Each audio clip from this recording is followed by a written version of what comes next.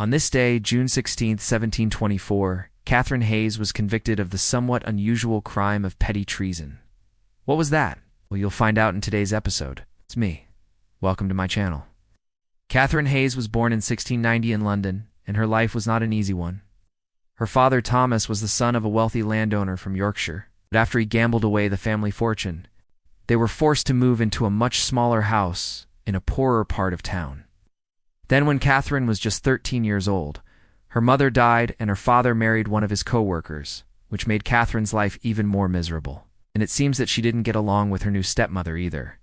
And so when she was about 18 years old, Catherine decided that she needed to move out and support herself. She found work as a servant in the house of a wealthy silk mercer named John Knowles. And everything seemed to be going well until one day she had a disagreement with her mistress, which ended with Catherine slapping her in the face. Catherine was immediately dismissed and found herself looking for new employment. She soon got a job as a servant in the home of Sir Robert Walpole, who at the time was the First Lord of the Treasury and was considered the wealthiest man in England. He was also the Prime Minister of Great Britain, and he would remain in power for over 2 decades. So Catherine would have known that she had a very good position. But sadly, there were some people in Sir Robert S.'s household that were jealous of Catherine because she was pretty and she had become a favorite of Lady Walpole. In particular, there was a woman named Elizabeth, who was a servant in the household and who had been passed over for a promotion that Catherine received. And so Elizabeth decided that if she couldn't get the promotion, then no one would. On October 1717, Elizabeth sent a message to Catherine inviting her to meet her in a garden that was located behind the house. According to Elizabeth, she wanted to give Catherine a pair of gloves that she had made for her. However, once they met in the garden, Elizabeth revealed her true intentions. She drew a knife and demanded that Catherine give her the jewels that her mistress had given her, but Catherine refused. So Elizabeth took out a handkerchief and began to choke her. Strangulation was not an uncommon way to commit murder in the early 18th century.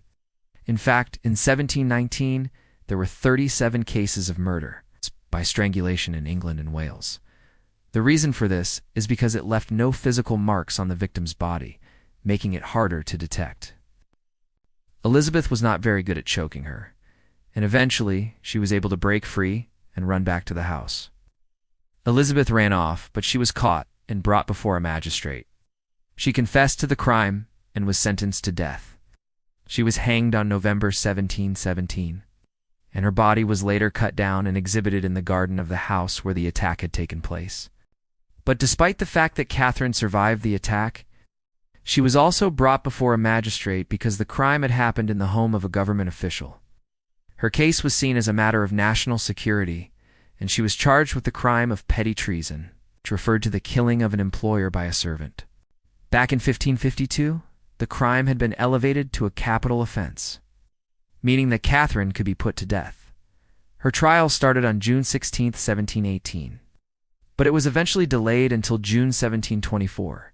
During all that time, she sat in Newgate Prison, which was one of the worst prisons in London, and during her incarceration, she gave birth to a stillborn child. Eventually, on June 1724, she was brought before the court. But because she had not committed murder, she was not able to plead not guilty. Therefore, she was not able to testify in her own defense or call witnesses. Her only hope was that the jury would find her not guilty. But that was highly unlikely since the crime had been elevated to a capital offense. Sadly, the jury found her guilty and she was sentenced to death. On June 1724, Catherine Hayes was hanged at Tyburn Gallows, which were located at the end of what is now Oxford Street. After she was dead, her body was cut down and taken to Surgeons' Hall, where it was used to teach anatomy. I find it really interesting how common it was back then for servants to be killed by other servants, and for their employers to assume that it was the servant's fault. Nowadays, we have all these safety measures in place to protect the people who work for us. But back then, you essentially had to trust that the people you worked with would not kill you. If you enjoyed this video, please remember to subscribe, and I'll see you next time.